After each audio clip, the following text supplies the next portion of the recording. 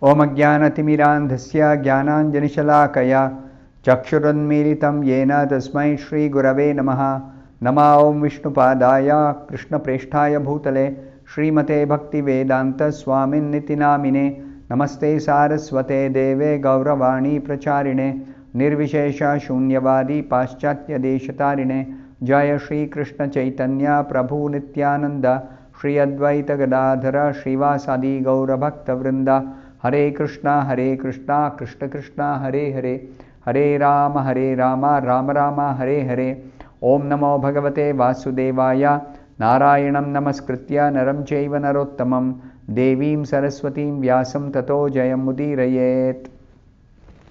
In this session, we'll be discussing from the 58th verse of the 13th chapter of the first canto. Dahyamane Agnibir Dehe Patyuhu Patni Sahotaje Bahihi Sthita Patim Sadhvi Tam Agnim Anuvekshyati. The meaning of this verse is, while outside observing her husband, who will burn in the fire of mystic power along with his thatched cottage, his chaste wife, Gandhari, will enter the fire with rapt attention.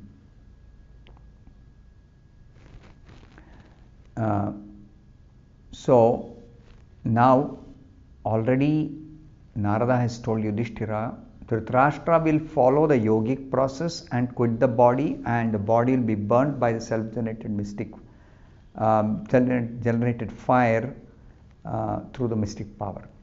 Now, along with Dhritarashtra's body burning, the thatched cottage in which he was sitting and performing his austerity or the practice itself will burn. And what will Gandhari do? She is not practicing any yoga. She is just faithfully, as a chaste wife, following her husband.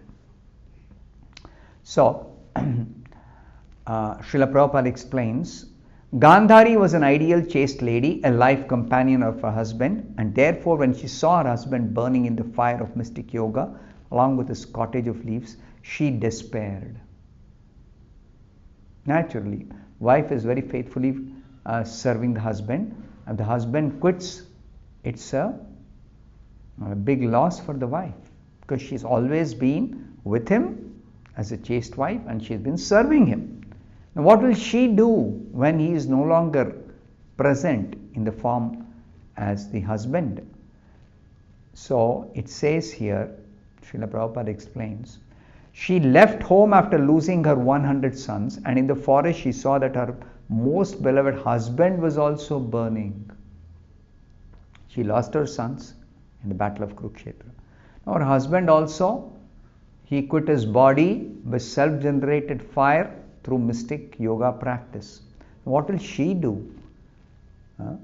So Prabhupada says, now she actually felt alone and followed her husband to death. She decided to also quit the body. Now this entering of a chaste lady into the fire of her dead husband is called the sati rite. You would have heard this term, sati ritual, sati rite. What is it? The wife who has lost her husband and does not have any surviving sons. Such a wife, if she is a chaste woman, she will enter the fire of her dead husband and quit her body voluntarily. And the action, this sati ritual or the sati rite, is considered to be the most perfect for a woman. How is it most perfect? Because Prabhupada says, for the woman, the fire of separation from her husband is more intolerable than the fire of the burning of the husband's dead body. So she decides to quit voluntarily, and such quitting the body voluntarily is very much approved by the Vedas, that she will have a glorious destination after quitting the body in this way. It is not suicide. Please don't think this is suicide. It appears like suicide because she is voluntarily entering the fire, even though her body is still not completely deteriorated. But she voluntarily enters fire and decides to quit her body along with her husband, so that she is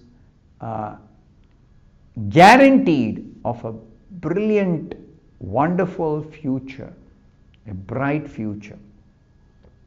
So Srila Prabhupada says, in a later age, this sati rite became an obnoxious criminal affair. It became criminal. Why? Because the ceremony was forced upon even an unwilling woman. See, mind you, it is totally voluntary for a chaste wife to enter the funeral pyre of her husband. It's totally voluntary. It should never be forced by anyone else. No one should force. No one has the right to force. But when people started forcing a widow, a woman, that became criminal. It is criminal to force somebody to die in this way. It is criminal. So, Srila Prabhupada says, in this present age, fallen age, it is not possible for anyone to follow the sati ritual as Gandhari did and others chaste women did in the past. Why? Because a chaste wife like Gandhari would feel the separation of her husband to be more burning than actual fire. Such a lady can actually observe the sati rite voluntarily, and there is no criminal force by anyone. So, her destination will be a glorious destination because she is voluntarily quitting her body, following her husband. That means she also desires liberation from material bondage, and in following the footsteps of her husband, who is also becoming liberated, she will also attain liberation. So she doesn't have to separately practice. That is the Grihastha Dharma. The wife is chaste, she follows her husband, especially in his spiritual duties or spiritual activities. She follows her husband and she simply gets the same benefit as the husband without her having to actually practice the details of all the spiritual practices. So this is the wonderful destination of Gandhari. The 59th verse, Vidurastu tad ascharyam nishamya kurunandana harsha shoka yutastasmad ganta tirtha nishevakaha. The meaning of this verse is, Vidura, being affected with delight and grief, will then leave that place of sacred pilgrimage. Vidura is observing all this. He has gone with Dhritarashtra and Gandhari because he only was the inspiration for Dhritarashtra to quit home. So he went with Dhritarashtra and he saw what did Dhritarashtra do. Dhritarashtra followed Vidura's direction and he attained perfection. And Gandhari followed as a chaste wife, she followed her husband. So Vidura is delighted. But why is it described? He is also having that grief.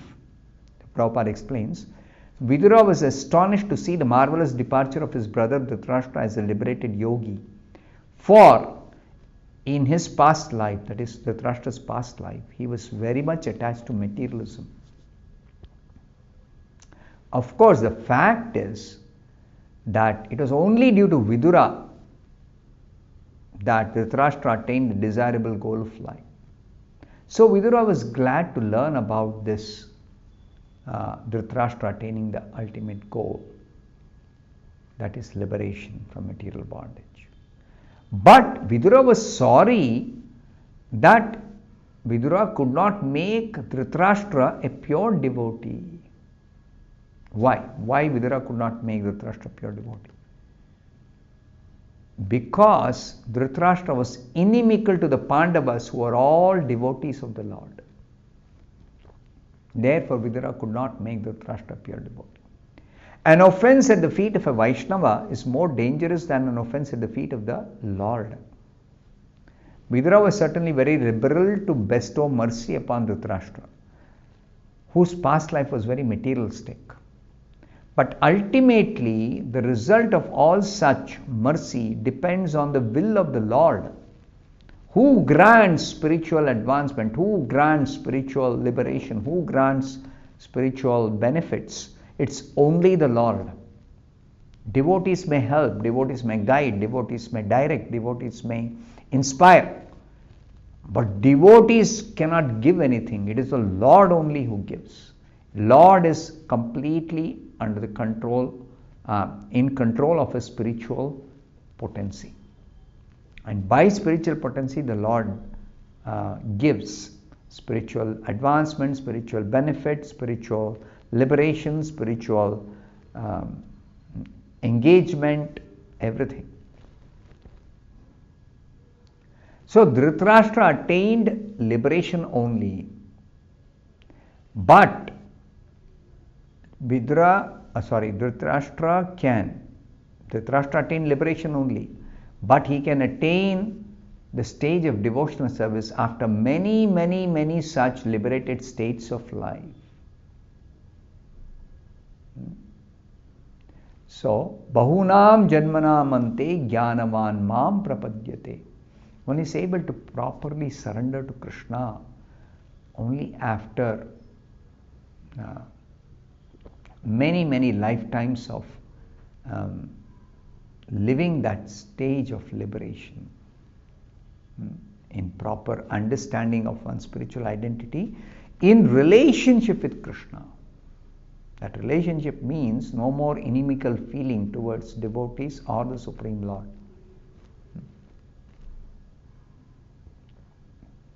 The last verse of this chapter, 60th verse, Ityuktva atha aruhat swargam narada sahatumburuhu yudhishthiro vachastasya hrudi krutva jahat chuchaha.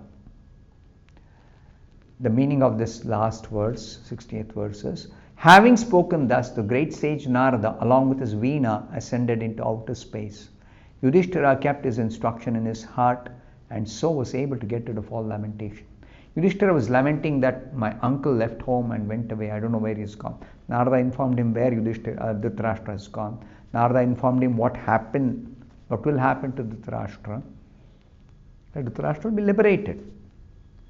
And therefore, Yudhishthira, keeping the instruction of Narada in his heart, he became free from all lamentation. Now, Narada is described here by Prabhupada as an eternal spaceman. He is having a spiritual body endowed by the Supreme Lord himself. He can travel in outer space of both the material and the spiritual worlds. He is free to travel anywhere without any restriction. And he can approach any planet, either in the material world or the spiritual sky. Spiritual sky are the Vaikuntha lokas. And material world, there are different kinds of upper planetary system, Swargaloka, Maharloka, Janaloka, Tapoloka, Brahmaloka, or the earthly planets, Bhuloka, Bhuvarloka, or even the lower planets, Atala, Vitala, Sutala, anywhere he can go. And why does he travel? He simply travels to preach the message of Krishna about bhakti and to deliver people, to liberate people from material bondage. So one should try to follow in the footsteps of Narad Muni and not make any attempt to go to some heavenly planets by some material activities. No. You should follow in the footsteps of Narad Muni, become a devotee and go back to the spiritual kingdom of Krishna. That's where we belong.